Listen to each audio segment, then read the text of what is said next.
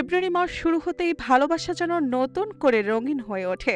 শহরের ফুলের দোকান, শপিং মল ও অনলাইন মার্কেট প্লেসগুলোতে বাড়তে থাকে ক্রেতাদের ভিড়। সামাজিক যোগাযোগ মাধ্যমে ছড়িয়ে পড়ে রোজ ডে, চকলেট ডে কিংবা টেডি ডে শুভেচ্ছা। এর মধ্য দিয়েই শুরু হয় বহুল আলোচিত ভ্যালেন্টাইন উইক।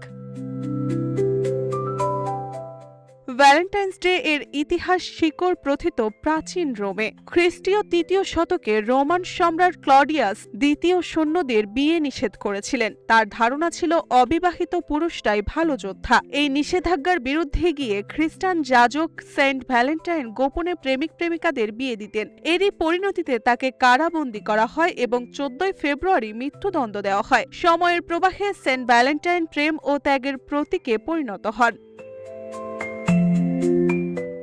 পরবর্তীকালে ভালোবাসার এই দিনটিকে ঘিরে পশ্চিমা বিশ্বের সপ্তাহব্যাপী উদযাপনের ধারণা গড়ে ওঠে। রোজ ডে দিয়ে ভালোবাসার সূচনা, চকলেট ডে দিয়ে মিষ্টি অনুভূতির প্রকাশ, টেডি ডে দিয়ে যত্ন ও নিরাপত্তার বার্তা দেওয়া হয়। এরপর হাগ ডে ও কিস ডে সম্পর্কের আবেগ ও ঘনিষ্ঠতাকে প্রকাশ করে, যার পরিণতি ঘটে ভ্যালেন্টাইন্স ডেতে।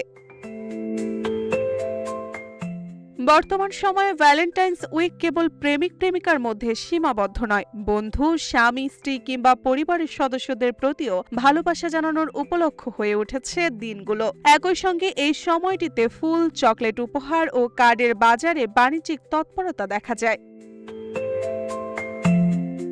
তবে প্রশ্ন হলো, ভালোবাসা কি নির্দিষ্ট কয়েকটি দিনের মধ্যে সীমাবদ্ধ? এ নিয়ে সমাজে রয়েছে ভিন্ন মত। কেউ মনে করেন এটি নিছক বাণিজ্যিক সংস্কৃতি, আবার অনেকের কাছে এই দিনগুলো অনুভূতি প্রকাশের একটি সুন্দর সুযোগ। সব বিতর্কের মাঝে সত্য হলো, ভ্যালেন্টাইন্স উইক মানুষকে ভালোবাসা প্রকাশের সাহস যোগায় এবং সম্পর্কের গুরুত্ব নতুন করে স্মরণ করিয়ে দেয়। নিউজ ডেস্ক, রূপালী বাংলাদেশ।